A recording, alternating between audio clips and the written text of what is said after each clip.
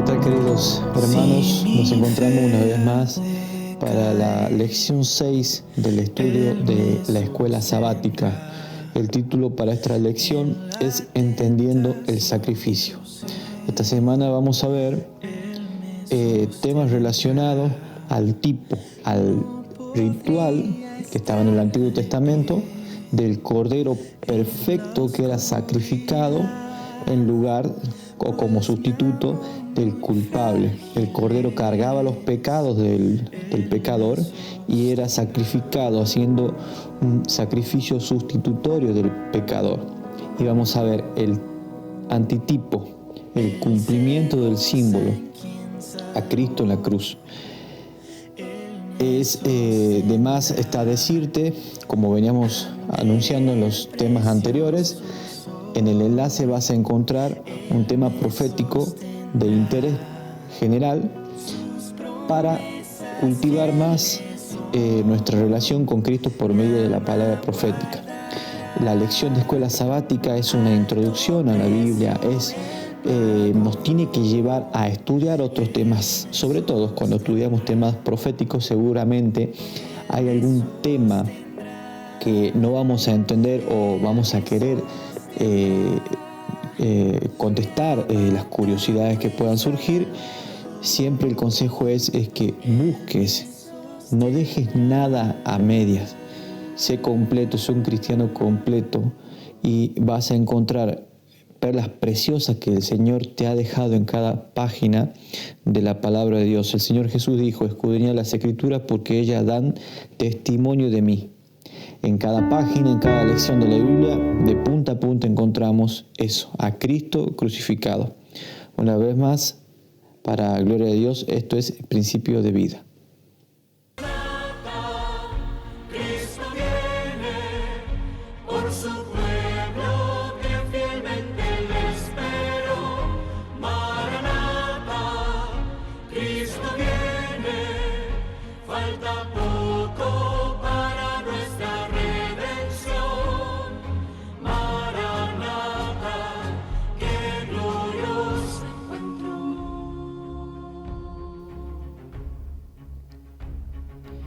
Bien, el texto de memoria está en Apocalipsis capítulo 5, el versículo 9. Dice lo siguiente: y cantaban un nuevo cántico, diciendo: digno eres de tomar el libro y de abrir sus sellos, porque tú fuiste inmolado con tu sangre y nos has redimido para Dios de todo linaje y lengua y pueblo y nación. ¿Qué quiere decir este versículo? Es muy interesante, que va a servir de base para el estudio de esta semana. En la visión de Apocalipsis 4, capítulo 5, es la misma visión del santuario celestial. Primero se nos muestra una visión de los atrios celestiales, con el Dios Todopoderoso, los ángeles, los serafines, los 24 ancianos ofreciendo incienso. Y en el capítulo 5 se nos muestra que hay un rollo en la mano del que está sentado en el trono. Quiero darle el contexto de este versículo, capítulo 5, versículo 9. Dice la palabra que no había nadie digno de abrir ni de mirar, ni siquiera de mirar el rollo, ni de abrir sus sellos. Nadie, ni siquiera en el cielo, en la tierra, ni debajo de la tierra. Juan lloraba mucho porque entendía que en la lección, que en la revelación de ese rollo, estaba el futuro de su iglesia, de su amada iglesia. Entonces, el versículo 6 dice lo siguiente: y miré, lo leo el versículo 5, es muy importante. Cuando no había nadie digno de tomar ese libro, ese rollo, ni de leerlo, Juan lloraba mucho. Y uno de los ancianos me dice, en el versículo 5, me dice: no llores, he aquí el león de la tribu de Judá, la raíz de David, que ha vencido para abrir el libro y desatar sus 7 sellos. Noten, primero, que esto no va a servir para más adelante, ha vencido. Jesús se presentaba en el santuario celestial justamente después de ascender y de terminar su ministerio terrenal. Acababa de vencer al diablo en la cruz, acababa de triunfar sobre el pecado en la cruz y acababa de vencer a la muerte por medio de su resurrección.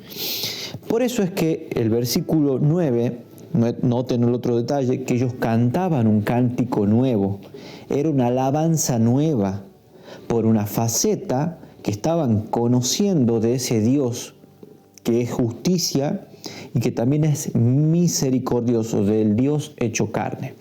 Lo interesante es que el centro, la atención de todo ese concilio celestial era el Cordero como inmolado, la faceta salvífica del Dios hecho carne. Leíamos el versículo 5, ahora vamos al versículo 6. Dice: y miré, y aquí en medio del trono y de los 4 animales, y en medio de los ancianos, estaba un cordero como inmolado, que tenía 7 cuernos, 7 ojos, y que son los 7 espíritus de Dios enviado en toda la tierra. Símbolo de la omnisapiencia y de la omnipresencia del Cordero, ¿no? Pero lo interesante y lo troncal es esto, que Juan no vio un rey, no vio un valiente, un poderoso, como es el título que anunciaba la raíz de David, el león de Judá. Son títulos de realeza. No mostró acá al Cordero como un rey poderoso, o como el título cuando el Señor viene por segunda vez, Rey de Reyes y Señor de Señores, con toda su potencia, su majestad y con los millones de ángeles. Acá no se lo muestra de esa manera, se lo muestra en su faceta más pura de misericordia y de amor. Un cordero como inmolado, en otras versiones dice como degollado, como muerto. Un cordero ensangrentado, un corderito ensangrentado. Estaba en medio de todo ese tribunal, en medio de toda esa adoración. Se presentaba Cristo con el símbolo más apropiado de toda la creación, de todo el universo. Un corderito manso, como inmolado.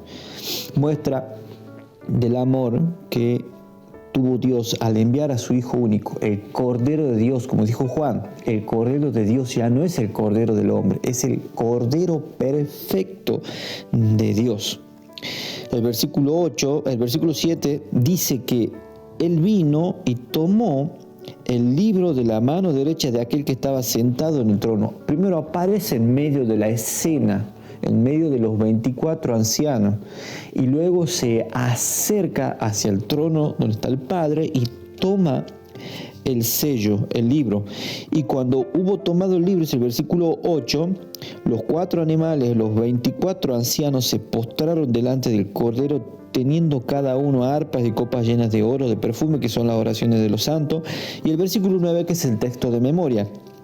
Cantaban un cántico nuevo, porque era la experiencia que Cristo acababa de hacer en la tierra, demostrando que Él era digno, que Él era el vencedor, que Él era el puro, habiendo vencido las acusaciones nefastas de Satanás, diciendo: digno eres de tomar el libro y de abrir sus sellos, porque tú fuiste inmolado, ahí está, y nos has redimido, por medio de Él, viene la redención, nos has redimido para Dios, con eso que acababa de derramar en la cruz, con su sangre, de todo linaje, lengua, pueblo y nación. Y nos has hecho para Dios reyes y sacerdotes, y reinaremos sobre la tierra. Es interesante, se muestra a Cristo como el Cordero. Juan dijo, ya lo mencioné, es el Cordero de Dios que quita el pecado del mundo. De tal manera amó Dios al hombre caído, de tal manera amó al hombre rencoroso, de tal manera amó al mentiroso, de tal manera amó al que fue violento, al adúltero, de tal manera los amó que dio a su Hijo unigénito, a su único en su género, al único Hijo de su género, al Dios hecho carne, para que todo aquel que en Él cree no se pierda, mas tenga la vida eterna. Esa es la voluntad del Padre, que todos sean salvos por medio del Hijo. Pero quiero decir algo. Tito capítulo 2, el versículo 14 nos dice, ¿para qué se entregó? ¿Cuál era el propósito? Porque muchos cristianos creen que como Cristo murió en la cruz, nosotros estamos exentos de todo tipo de obediencia porque ya somos salvos una vez que aceptamos a Cristo como nuestro Dios y como nuestro rescate por el pecado. Dice el capítulo 2, versículo 14 de Tito, que se dio a sí mismo por nosotros. Fíjense que Él mismo se dio a sí mismo, ¿no?, por nosotros para redimirnos de toda iniquidad y para limpiar para sí un pueblo propio, celoso de buenas obras. Entonces, eso busca el Señor, un pueblo celoso de buenas obras, no un pueblo que se pasa contemplándolo, admirándolo, buscando conocimiento, sino un pueblo celoso de buenas obras, de hacer el bien, los frutos del Espíritu. El apóstol Pablo también dijo de los frutos del Espíritu: no os engañéis, lo que el hombre sembrare, eso también va a segar. El que siembra para la carne heredará muerte y corrupción eterna, y el que siembra para el Espíritu heredará la vida eterna. Romanos capítulo 4, el versículo 25. Capítulo 4, versículo 25, un versículo cortito, pero muy interesante. Miren lo que dice. El cual fue entregado por nuestros delitos y resucitado para nuestra justificación. El Cordero de Dios fue entregado por causa de mi mal, por causa de mi pecado, y fue resucitado para nuestra justificación. Dice el comentario de la lección: cuando Jesús vino a él, Juan el Bautista declaró: este es el Cordero de Dios que quita el pecado del mundo. Esa era una referencia inequívoca a los sacrificios que simbolizaban la muerte sustitutoria de Cristo en favor de la humanidad. El tema del sacrificio animal recorre toda la Biblia. Desde que Adán y Eva pecaron, dice en Apocalipsis, el Cordero que fue inmolado desde la fundación del mundo. Cuando Adán y Eva pecaron, sí murió alguien. Tuvo que morir un animal para que Dios haga sus túnicas para cubrir la desnudez de Adán y Eva. Le dio 2 túnicas, y eran túnicas de pieles de cordero. Cristo, desde la fundación del mundo, ya tenía en su propósito el entregarse, y en su omnisapiencia diseñado el plan de salvación. En el capítulo 4 y 5 se ve la escena central del gran trono de Dios. Es la escena de Apocalipsis en la cual transcurren todas las visiones desde el capítulo 4 y 5 en adelante en torno a esa escena. Está el trono de Dios con el Cordero como inmolado, los 7 sellos. Vuelve nuevo algún versículo a mencionar algo de esa corte celestial, las trompetas. Vuelve nuevamente otro versículo a mencionar las 7 plagas. Todo Apocalipsis transcurre ante la mirada de ese Dios que está sentado en el trono, y del Cordero, y de los ángeles, y de los 24 ancianos, y de los querubines, y de los serafines. El apóstol Pablo dijo que tenemos alrededor nuestro una enorme nube de testigos. Nosotros transcurrimos nuestra vida también delante de ese santuario celestial. Debemos tener esa conciencia que cuando vayamos a la iglesia, cuando hablamos con un hermano, cuando estamos en casa, cuando discutimos, cuando nos enojamos, todo transcurre delante de la mirada del trono celestial. En la lección del día domingo, muy interesante, sacrificios inútiles. Yo puse acá, ustedes pueden ver, sacrificios sin entrega. ¿Por qué? Porque Israel practicaba los rituales en los tiempos que andaban también practicando los rituales, porque había tiempos en que ni siquiera practicaban los rituales, estaban completamente perdidos, pero había un tiempo en que ellos practicaban los rituales, pero no con una entrega del corazón. Entonces Dios rechazaba esos rituales. Ustedes pueden leer Isaías capítulo 1, versículo 2 al 15, Isaías 56, 6 y 7, cuando habla del Cordero, del Mesías, de Salmo 51, 17. Pero yo quiero que hagamos énfasis en esto. Uno, para obtener el perdón de los pecados en el Antiguo Testamento, debía sacrificar el cordero, imponer las manos sobre el animalito vivo, confesar a Dios nuestros pecados, y simbólicamente la culpa del pecador recaía sobre el inocente. El mismo pecador debía degollar al animalito. Diciendo así, explicándonos así cómo es el sistema para que Dios perdone nuestros pecados. Ahora, en el Nuevo Testamento nosotros no tenemos que hacer sacrificios ni ofrendas como en el Antiguo Testamento, pero hay lecciones. Dice el Señor, por ejemplo, en Mateo capítulo 5, el versículo 23. Antes, ellos debían ir y dar la ofrenda por el pecado, ¿verdad? Y el Señor Jesús le iba a agregar algo, porque también en sus días pasaba lo que siempre pasó en Israel, que hacían un ritual, sacrificios vacíos, sin sentidos. Dice Mateo capítulo 5, el versículo 23 y el versículo 24. Dice, por tanto, si trajeres tu presente al altar y allí te acordares de que tu hermano tiene algo contra de ti, deja allí tu presente delante del altar y vete y vuelve primero en amistad con tu hermano y entonces ven y ofrece tu presente. ¿Qué está diciendo el Señor Jesús acá? Antes de que hagas el sacrificio, primero anda y enmenda tu error o trata de tu parte que todo problema se solucione con tu hermano, porque no puedes venir a ofrecer sacrificio si tenés un pecado sin perdonar. El Señor Jesús lo dijo en otra parte también de Mateo: airaos pero no pequéis, no se ponga el sol sobre vuestro enojo. Es decir, debemos solucionar, debemos perdonar.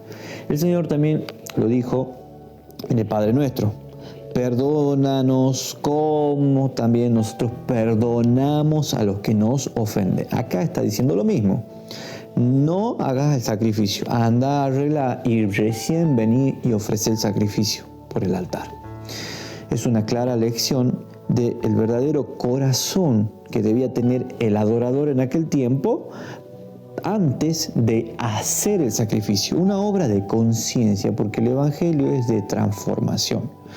Igual manera, hoy en día cuando yo voy a orar, a pedir la bendición de Dios, a pedir el perdón por los pecados, debo también hacer el ministerio de reconciliación antes, porque Dios dice: no, si nosotros no perdonamos a los que nos ofenden, Dios no nos perdonará a nosotros. Muy interesante. En la lección toma de ejemplo el sacrificio de Caín y el sacrificio de Abel. Y nos dice, la Biblia nos comentó también en Génesis capítulo 4, de que Caín trajo los frutos de la tierra, trajo un sacrificio que Dios no le mandó, y Abel trajo el sacrificio que Dios sí le mandó. Entonces, por eso que fue acepto ese servicio que entregaba, ese sacrificio, esa ofrenda que entregaba Abel. Ahora vamos a tomar ese ejemplo hoy en día para ver cómo muchas veces, en vez de ofrecer lo que Dios nos manda, ofrecemos otras cosas que Dios no nos manda. Dice el comentario de la lección: Caín vivía a su antojo mientras ofrecía a Dios un ritual de formas realizando en sus propios términos. Aparte de que sacrificaba cualquier cosa, vivía lejos de la voluntad de Dios. Por el contrario, Abel ofreció un cordero, el sacrificio que Dios había pedido, el que representaba la promesa que Dios había hecho de un Mesías venidero y señalaba hacia el acto salvador de Cristo en el Calvario. Las personas que participaban del ritual por medio de la fe es que eran perdonados y justificados. No era por el sacrificio de los animales. Ellos debían hacerlo por obediencia porque era mandato de Dios, como vamos a ver más adelante.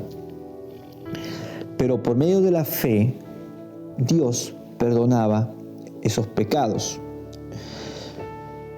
Muy interesante la pregunta que tenemos aquí abajo. Ustedes pueden ver que yo puse ahí frío formalismo. Cuán crucial es que evitemos simplemente cumplir las formalidades. ¿Cómo podemos experimentar lo que significa depender totalmente de la muerte de Jesús como nuestra única esperanza de salvación? ¿Cómo podemos experimentar eso? Para vivir en totalidad la muerte expiatoria de Cristo debemos participar del ministerio de reconciliación, enmendar, arreglar, trabajar, luchar en lo que es la carrera de la santificación. Acá yo puse frío formalismo. ¿Por qué? Cumplir las formalidades en un culto X es algo muy visible en las iglesias. La mayoría va y cree que por tener, incluso me animo a decir, un cristianismo fingido de sábado a la mañana, ya cree que con eso tienen el cielo ganado y comprado. No es así. El cristianismo es todos los días, y uno es cristiano no solamente el sábado a la mañana, lo es a la tarde, el domingo, el lunes, todos los días, hermano. Eso es algo que uno lo tiene que hacer parte. El frío formalismo, que es algo que utiliza Ellen G. de White, es algo profético. Hoy en día en nuestras iglesias habrá tanto división como fanatismo, como frío formalismo. Lean el evento de los últimos días, el apartado, el zarandeo. Allí está completa la situación actual de las iglesias, para que ninguno quede desapercibido y desorientado por los problemas y las situaciones que acontecen en la iglesia. Más de una iglesia hoy en día, uno entra y es un témpano de hielo. No hay espiritualidad, no hay tema, no hay mensaje. Hay solamente algo frío de cumplir y de irse a la casa. ¿Será que estamos dando algún sacrificio que Dios nos ha pedido? Ese tipo de sacrificio, ese tipo de servicio es el que Dios ha pedido. Eso es ni más ni menos que es lo que hacían los antiguos israelitas. Sacrificios de frío formalismos. Sigamos la lección del día lunes. La sangre de toro y de macho cabrío. Esto es muy interesante. Vamos así a leer Hebreos capítulo 10, el versículo 3 al 10. Acá Pablo va a ser catedrático con la explicación de los rituales del Antiguo Testamento. Hebreos capítulo 10, al versículo 3 al 10. Dice lo siguiente: Empero, en estos sacrificios cada año se hace conmemoración de los pecados, porque la sangre de los toros y de los machos cabríos no puede quitar los pecados. No pueden. Esos miles de corderos que fueron sacrificados por millones cada año desde que pecó Adán y Eva, no podían quitar el pecado. Lo que era la función de eso era una lección profética y espiritual para que la persona entienda lo que a Dios le iba a costar en el futuro perdonar ese pecado que ellos habían cometido, algunos accidentalmente, otros flagrantemente, y llevarlos a conciencia de que no era tan fácil lo que estaban haciendo de suplir. Por lo cual, dice el versículo 5, por lo cual entrando en el mundo, dice, sacrificio y presente no quisiste. Ya no eran la sangre de los toros, de los machos cabríos. Ahora dice, sacrificio y presente no quisiste, mas me apropiaste, me preparaste cuerpo, ese cuerpito, ese embrioncito que fue puesto en el vientre de María. Holocausto y expiaciones por el pecado no te agradaron. Entonces dije, heme aquí. Cristo dijo, esa es la voluntad de Cristo. Heme aquí. Él se ofrece. Heme aquí para que haga, oh Dios, tu voluntad. Queridos, los sacrificios cuando Cristo vino al mundo y fue crucificado, fueron dejados de lado. Todo lo que era ritual o sombra de las realidades eran dejados de lado.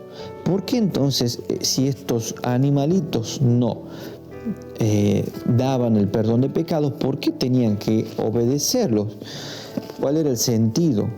Romanos nos dice la orden, nos recuerda Pablo la orden que fue dado al antiguo Israel.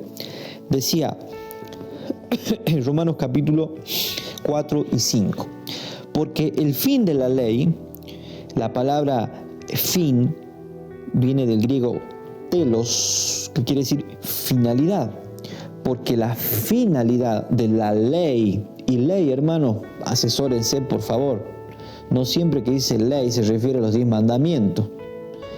Generalmente había leyes de sacrificio, leyes de fiestas ceremoniales, la ley de los 10 mandamientos, la ley de Moisés, la ley y los profetas. Bien, lo leemos de nuevo, porque el fin de la ley, o sea, todo lo que era el Antiguo Testamento, sobre todo el Decálogo, sobre todo el Pentateuco,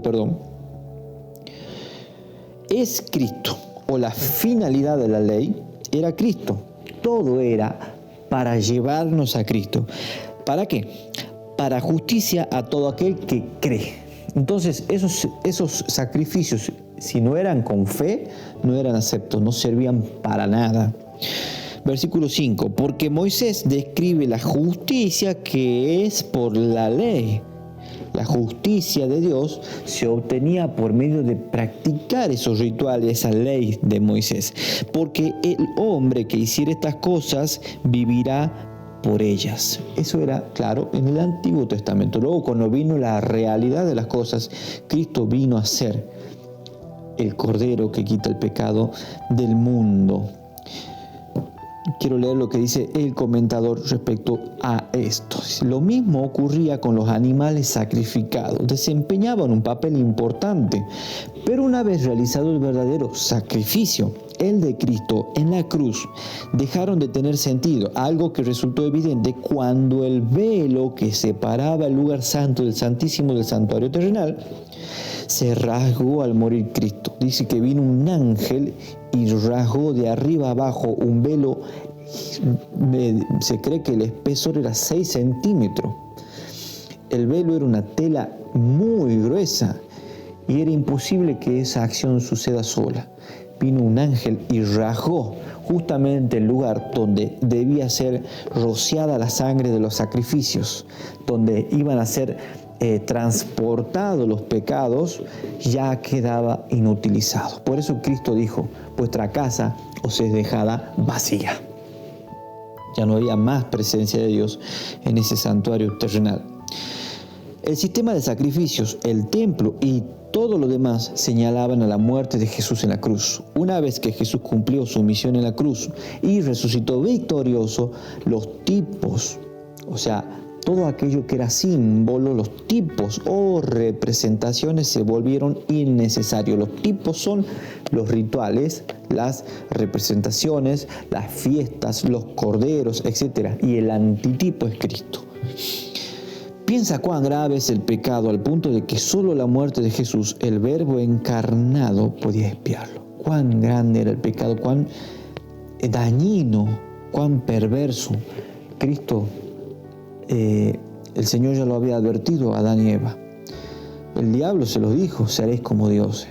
Comieron y ahora nosotros vivimos en la ciencia del mal y vemos las facetas, distintas facetas del pecado horroroso a los cuales nos llevó Satanás. Pero Cristo, el Verbo encarnado, murió para sacarnos de este mundo de perdición. Debe ser nuestra actitud hacia el pecado, no de gozo, no de dicha, no de placer, porque eso es un gozo y un sentido pervertido. Si usted siente deseos, placer de cometer algún tipo de pecado, sepa pues que es un gozo pervertido al cual no debemos ceder ni darle complacencia, porque estaremos envueltos en transgresión. Sigamos. El Cordero de la Pascua. Cristo era el Cordero simbolizado como el Cordero Pascual. Jesús fue el único ser humano cuya vida resultó aceptable a los ojos de Dios. No era un ser humano 100% humano y era también una mezcla misteriosa de Dios hecho carne. Todos los demás hemos pecado. La manera pecaminosa en que vivimos representa una mentira acerca de la naturaleza y el carácter de nuestro Hacedor. Queridos, nuestro sentir humano es un sentir perverso. Desde el momento en que usted agarra la Biblia, puede darse cuenta de ello. Nuestro sentimiento es contra la voluntad de Dios. Pablo lo dijo: hallo esta ley en mis miembros que me lleva hacia el pecado y obro lo que no quiero, porque el querer está en mí, hacer la voluntad de Dios, pero el hacerlo no. En mi carne está el mal. ¿Quién me librará de este cuerpo de pecado? Más gracias doy a Jesucristo, a Dios por medio de Jesucristo. Dice el apóstol Pablo en Romanos capítulo 7. Todo nuestro gozo, nuestro sentido está pervertido. Por eso es tan importante, hermano, tan importante dejarse guiar por la palabra de Dios. No le agreguen ni tampoco le disminuyan. No dejemos guiar por la palabra de Dios, no por las opiniones, por la palabra de Dios, por un escrito está. ¿Cómo podemos reflejar mejor el carácter perfecto de Cristo en nuestra vida? El reflejo es por medio de una imagen, no es la imagen real, sino la proyección de algo que está cercano, de algo que brilla o de algo que emana una figura. Quiere decir que entre lo que se refleja y lo que es efecto reflectario hay una cercanía. Cuanto más cerca estemos de Cristo, más vamos a poder reflejar la imagen y el carácter de Cristo. Pero cuanto más lejos estemos de Cristo, menos vamos a reflejar eso. ¿Qué quiero decir? Busca al Señor por medio de oración, del estudio de su palabra. Ten una relación diaria con Cristo. Queridos, te digo algo de pasada. Nadie, por ahí uno sale a la calle, sale a trabajar y tiene esas personas que conoce de vista y que uno saluda. Todos los días los saluda, todos los días los ves, pero queda hasta ahí nomás. No hay más conocimiento de esa persona, de mí hacia ella y ella hacia mí. ¿Por qué? Porque no hay una interacción más profunda, no hay un compartir. Si tú lees la escuela sabática una vez a la semana o solamente haces este folleto, eso es como decir hola al Señor y nada más. Debes buscar más al Señor. Tener una relación más profunda. ¿Cuánto tiempo pasas estudiando la Biblia? ¿Cuánto tiempo pasas escuchando sermones? ¿Cuánto tiempo inviertes pensando y meditando? Josué, capítulo 1, dice que debemos meditar en su ley al entrar, al salir, al andar por los caminos. Ser fiel, esforzándonos, pero teniendo la ley en nuestra mente y en nuestro corazón todo el tiempo. Cuanto más hagas eso, más fácil será que puedas alejarte de tu naturaleza pecaminosa y acercarte a la influencia del Señor Jesucristo. Tu vida allí tendrá mucho más fruto.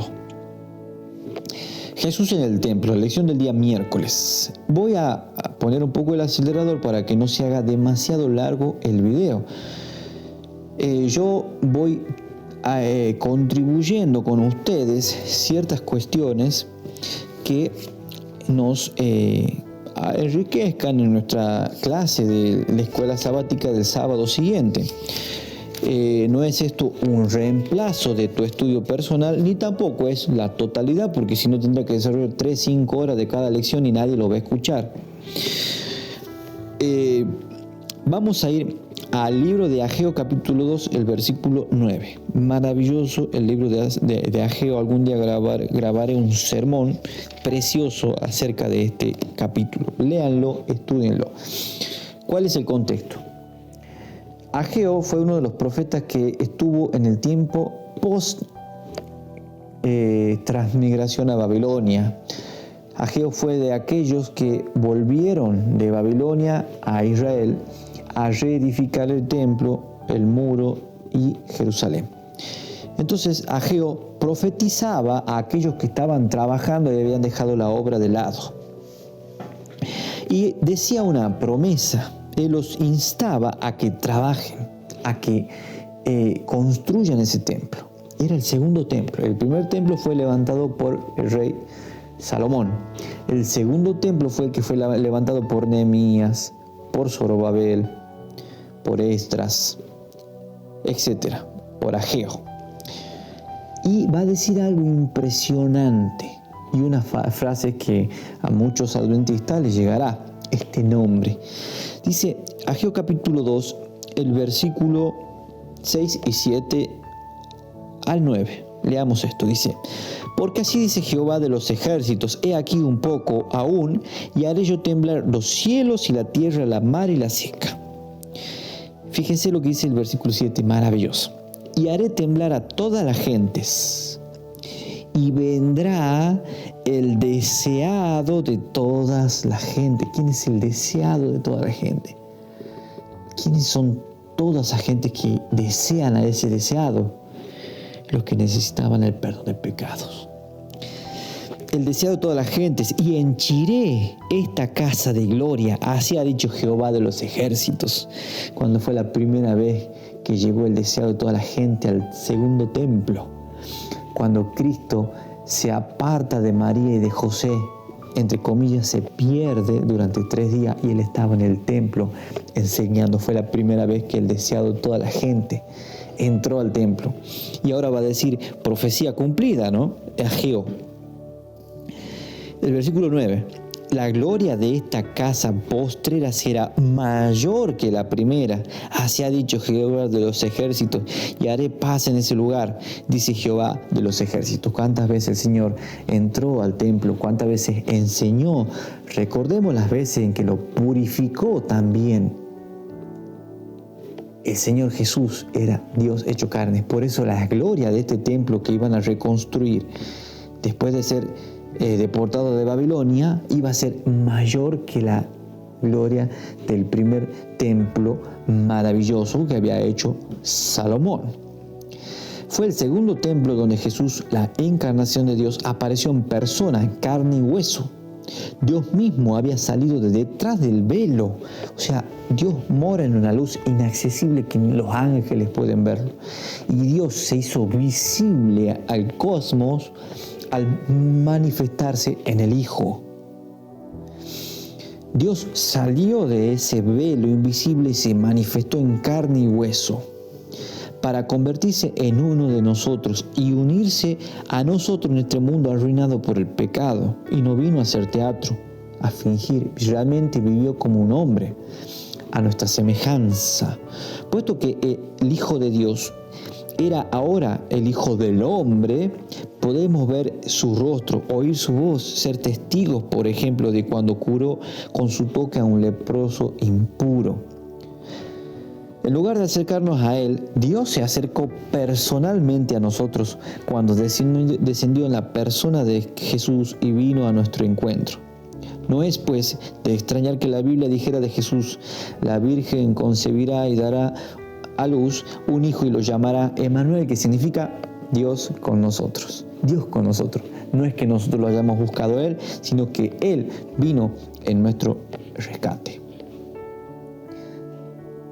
La gloria de Dios fue en el segundo templo. Ahora hay un tercer templo. El apóstol Pablo dice: ¿no sabéis que vosotros sois templo del Espíritu de Dios? ¿Estamos recibiendo a ese Rey glorioso en nuestro templo? ¿Nos estamos purificando para recibir a ese Rey glorioso en nuestro corazón? ¿Estamos dando nuestro corazón, nuestro cuerpo al servicio del Señor o al servicio de la inmundicia, de la fornicación, del adulterio? ¿Qué estamos haciendo con el templo del Señor? ¿Lo estamos cuidando? ¿Lo estamos arruinando? Estas cosas digo, querido, no para condenación, sino para que cada uno reflexione y busque la morada de Cristo en uno mismo.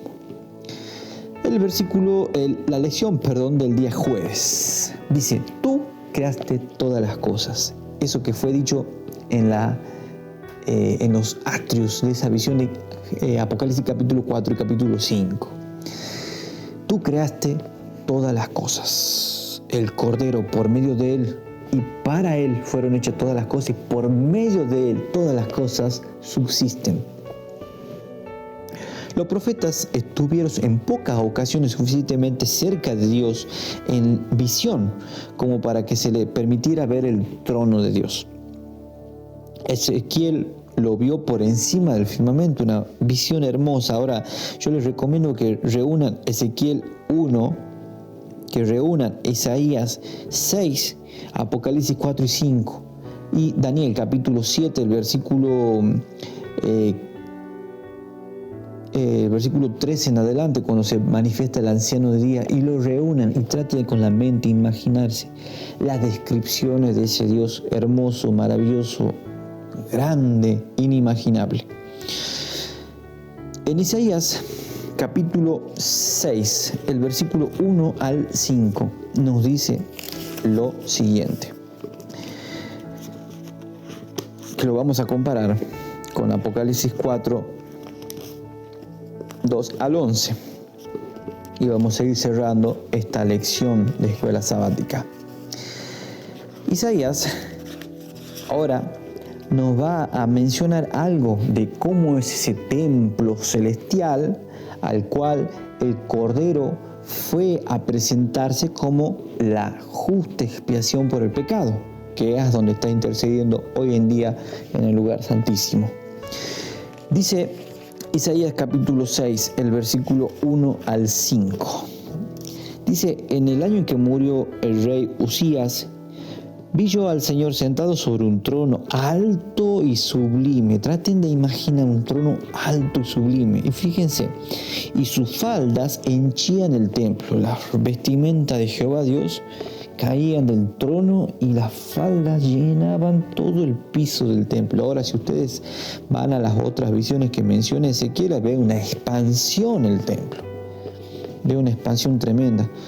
Para que ustedes imaginen las faldas de las ropas de aquel que henchía, llenaba el templo, ¿no?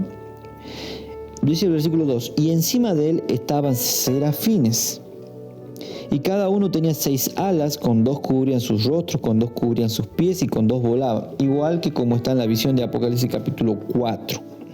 Y uno con el otro daban voces diciendo: Santo, Santo, Santo, Jehová de los ejércitos, toda la tierra está llena de su gloria. En Apocalipsis se nos dice también que no cesaban día y noche decir: Santo, Santo, Santo, Jehová de los ejércitos. Lo mismo que se nos muestra en Isaías capítulo 6. Dice el versículo 4: y los isquiales de las puertas, o sea, las bisagras de las puertas de ese santuario, se estremecieron con la voz del que clamaba, y la casa se llenó de humo. Suena tronante la voz de Dios, y se estremeció todo el santuario y se llenó de humo, de la presencia de Dios.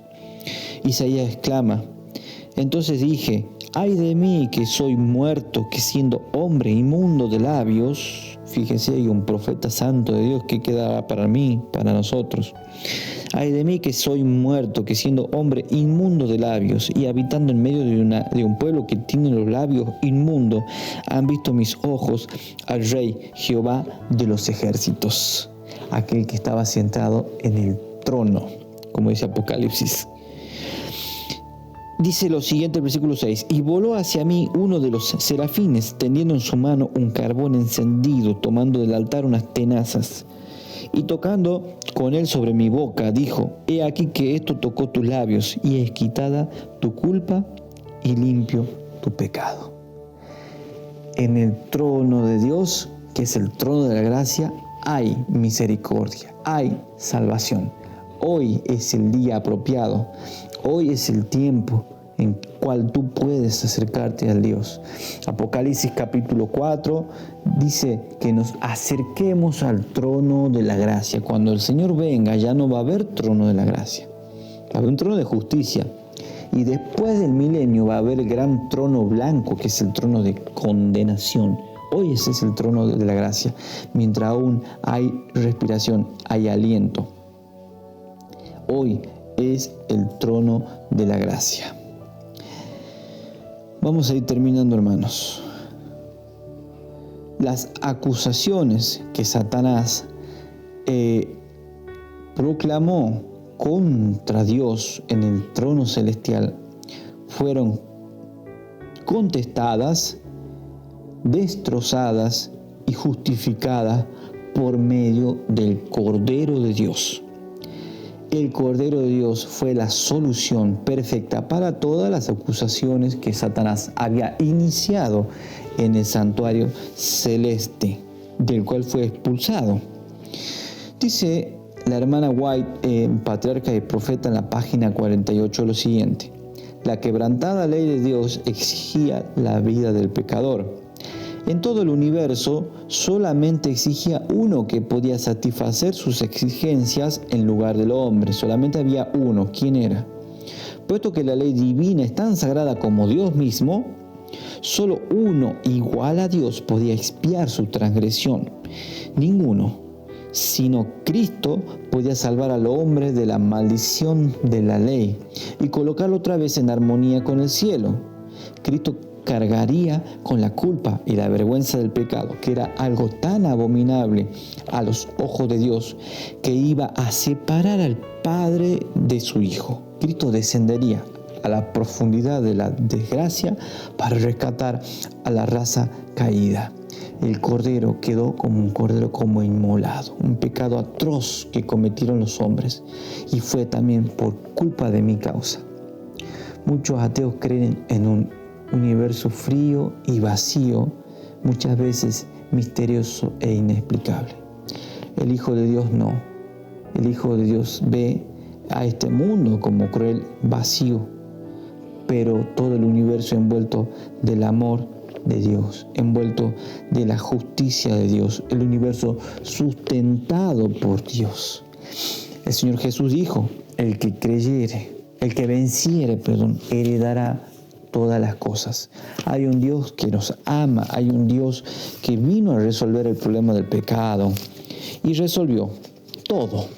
Cristo en la cruz resolvió todo y para siempre. Nos dice en el libro de Efesios, en el capítulo 1 de Efesios, lo siguiente. Dice Efesios capítulo 1, versículo 4, hermoso, interesante.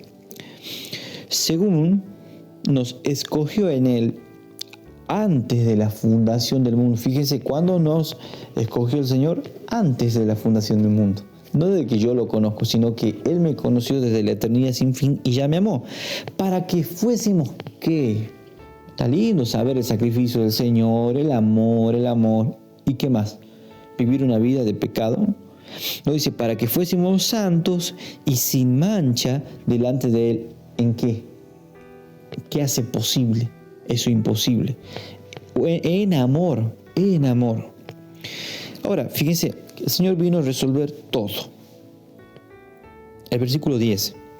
De reunir todas las cosas en Cristo, en la dispensación del cumplimiento de los tiempos, es todas las profecías, los tiempos de Dios, etc. De reunir todas las cosas en Cristo, en la dispensación del cumplimiento de los tiempos, así como las que están en los cielos y que están en la tierra. Cristo vino a resolver todo. ¿Y por qué se entregó?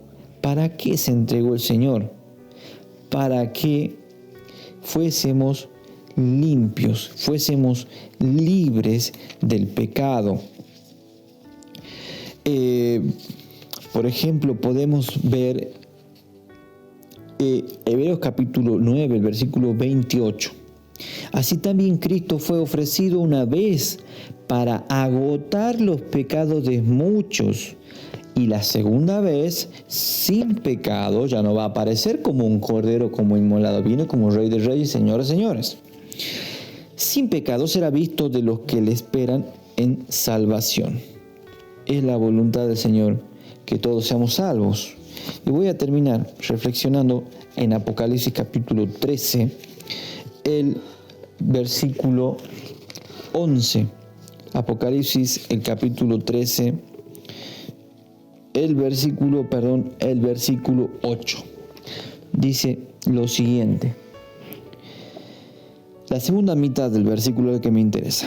Y todos los que moran en la tierra le adoraron, cuyo nombre no está escrito en el libro de la vida del Cordero, el cual fue muerto desde la fundación del mundo. Cristo fue muerto desde la fundación del mundo, desde que pecó Adán y Eva. Y tiene un libro. El libro dice de la vida del Cordero. Ahora la pregunta es, ¿y la invitación es? ¿Cómo hago yo para estar escrito en aquel libro de la vida del Cordero? ¿Qué debemos hacer? Nos da indicio el libro de Éxodo, no lo voy a leer, ustedes lo pueden buscar. Cuando Israel pecó, cometió un pecado atroz delante de la presencia de Dios, porque Moisés tardaba en descender del Sinaí, Dios le propone como una prueba a Moisés de aniquilar ese pueblo y darle uno mejor. Y Moisés aflora en él que lo que Dios buscaba, un sentir de Cristo, intercede por el pueblo. Y Moisés dice, lo parafraseo, si los matas a ellos, mátame a mí y bórrame de ese libro que has escrito. El libro que has escrito, ¿qué libro era? El libro de la vida del Cordero. Bórrame del libro que has escrito. Y Jehová dice algo, al que pecare contra mí, a ese raeré de mi libro. El que pecare contra mí. ¿Quiere usted ser excluido del libro de la vida del Cordero y quedar fuera de una salvación tan grande, como dice el apóstol Pablo? ¿Cómo escaparé de una salvación tan grande? Rechace el espíritu de gracia y dedíquese al pecado. Dedíquese a la vida del mundo y sea tomado y posesionado por los demonios. O si quiere pertenecer al pueblo de Dios, a pertenecer al libro del Cordero, a aquellos que van a ser representados por el Cordero en el juicio en el santuario celestial, a aquellos que van a ser recogidos por el Rey de Reyes y Señor de Señores, entonces busque consagrarse a Dios. Guarde sus mandamientos. Ya lo dijo el sabio Salomón. De todo discurso oído es este. Hablemos del amor, de la esperanza, de la paz, de la depresión, de las profecías. El fin de todo discurso oído es este.